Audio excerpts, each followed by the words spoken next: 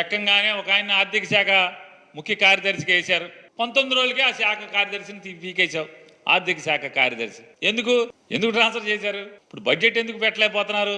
నాకైతే కొనపడేది ఒకటే, ఎన్నికల ముందు వరకు జగన్మోహన్ రెడ్డి గారి మీద విషం ఎక్కిచ్చారు, విషం చిమ్మారు. ఈనాడు, ఆంధ్రజ్యోతి, TV5, మీరు, పవన్ కళ్యాణ్ గారు అందరూ కలిసి, ఆఖరికి బీజేపీ వాళ్ళతో సహా పురంధేశ్వరి గారు కలిసి ఏమని 15 లక్షల కోట్ల రూపాయలు అప్పులు చేశాడు జగన్మోహన్ రెడ్డి గారు అని చెప్పని. ఇవాళ రేపు బడ్జెట్ ప్రవేశపెడితే మీకు చెప్పాలి కదా, జగన్మోహన్ రెడ్డి గారు దిగేప్పటికీ అప్పు ఎంత ఉందని.